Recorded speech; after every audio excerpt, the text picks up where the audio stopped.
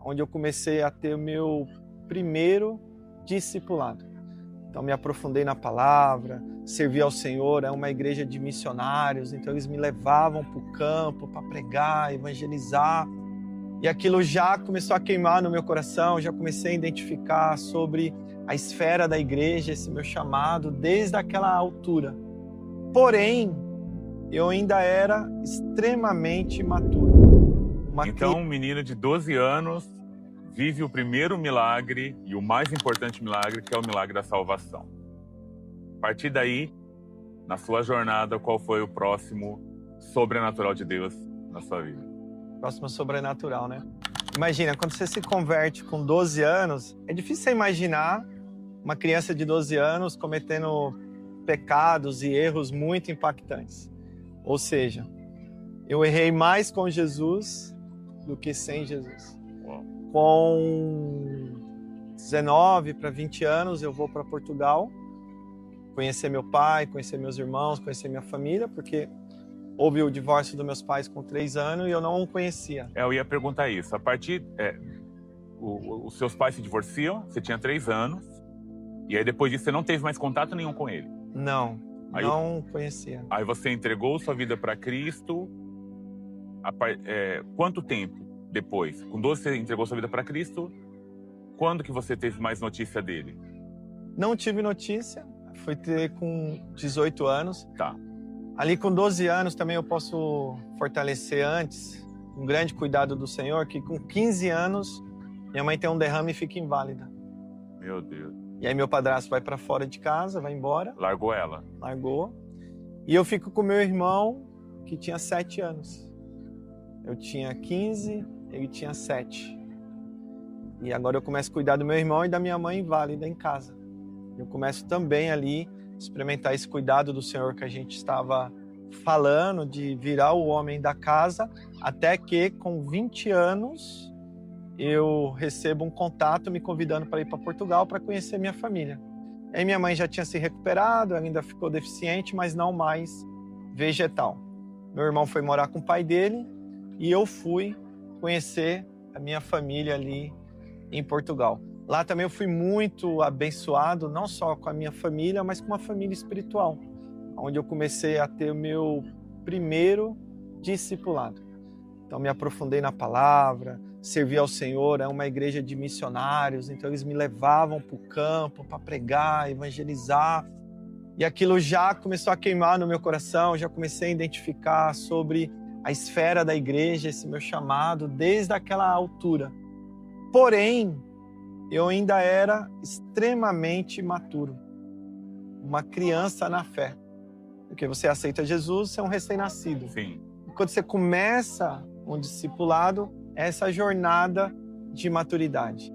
E eu também me perdi um pouco, ou talvez mais que um pouco, na questão da religião. Porque aí eu começo a estudar, faculdade, e aí fui pregar na França, fui pregar na Espanha, e eu pregava em Portugal, em vários lugares, norte, sul, e eu era apaixonado por aquilo, mas em algum momento, o que eu estava fazendo era a força do meu braço ou era o sobrenatural de Deus? Por que eu faço essa pergunta?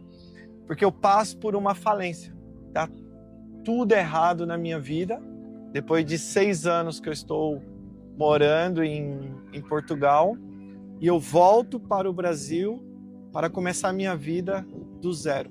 Quando você fala de falência, você chega em Portugal, você é abraçado por uma comunidade de fé, fora sua família, a família do seu pai.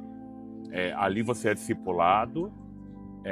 Você começa com um empreendimento em Portugal. Muito bem lembrado. Já queimava no meu coração, além da esfera da igreja, a esfera dos negócios.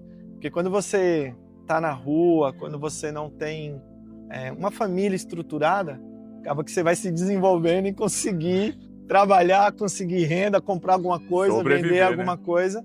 E quando eu chego em Portugal, eu fui trabalhar nas obras, de ajudante de obras. Só que realmente eu não tenho chamado para construção civil, para engenharia e tudo mais. E eu já comecei a abrir os meus olhos, o que eu poderia fazer.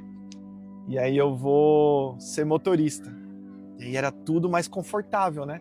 Porque lá é muito frio ou Sim, muito quente. É verdade. As temperaturas são extremas. E aí, então, quando você sai da exposição da temperatura e vai para um ambiente controlado de um caminhão, só que também não era suficiente, porque eu conheço do empreendedorismo, eu falei, cara, mas não tá legal. Eu vou implantar algo. Vamos fundar uma empresa. Então, eu aprendi como fazia ali o trabalho, a questão do transporte, e eu chamo 2 tios que tinham condições financeiras para comprar um caminhão. E agora eu começo a trabalhar em família. E a empresa cresce, a gente alcança 7 caminhões. Eles saem das obras também para vir trabalhar. E a gente está ali nessa sociedade. Aí é onde, quando eu estudo administração lá, e era vento e polpa, crescendo, pregando teologia, administração, empreendendo. Só que me faltava ainda a estrutura da maturidade em Cristo. E aí foi quando que, por muitas dificuldades que eu enfrentei ali dentro de casa, eu volto para o Brasil, e já volto com a Rebeca, uma filha de 5 anos, para recomeçar a vida do zero. E aí o que acontece quando você sai de um estado tão bem sucedido e tem que iniciar do zero novamente?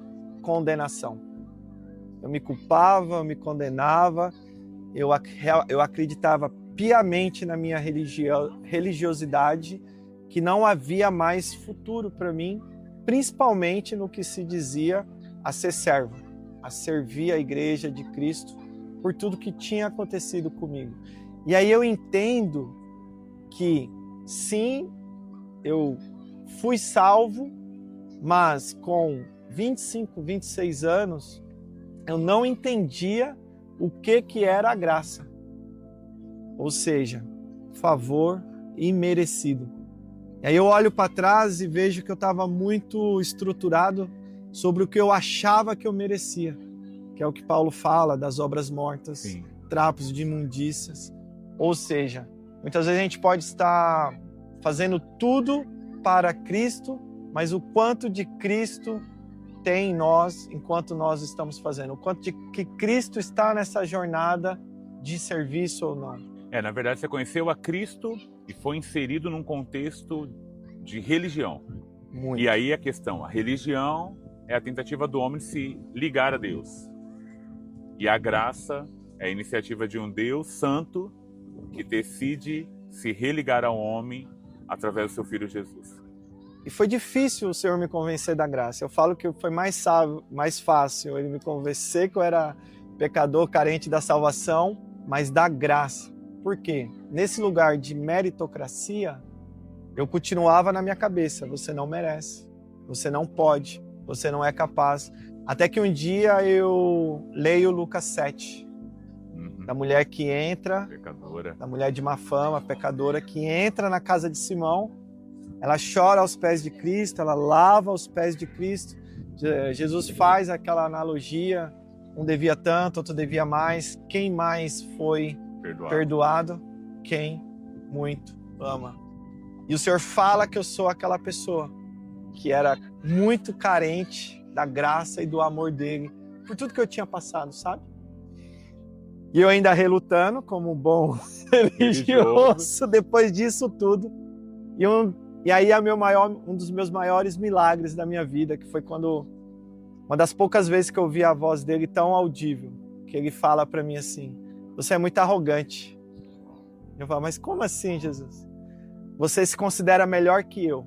Eu, pronto, eu já estou me considerando horrível e agora eu sou melhor que Cristo. Ele fala, eu te perdoo, eu te perdoei, você se arrependeu dos seus erros e eu estou falando para você que eu te perdoo, mas você não se perdoa. Aí naquele momento foi a última instância onde eu abri mão de todo o senso que eu poderia fazer algo para merecer a graça e a salvação do Senhor. Ele quebranta meu coração, ele começa a me convidar a sonhar novamente, em servir a noiva dele, em servir outras pessoas. Então é bem interessante quanto que o Senhor nos salva e continua nesse processo com a gente, né? Então eu fui salvo, estou sendo salvo e serei plenamente salvo nele. É importante a gente lembrar o que Paulo fala aos Gálatas, né? Ele fala, vocês caíram da graça quando vocês quiseram obedecer piamente à religião, à lei. E é interessante porque, como um bom religioso, você sempre vai fazer tudo, inclusive para Deus, buscando a aprovação de Deus, quando na verdade a graça é o oposto. Ele fez por nós aquilo que nós não merecíamos a fim de nos salvar e de nos resgatar. Isso é o que chamamos de maravilhosa graça.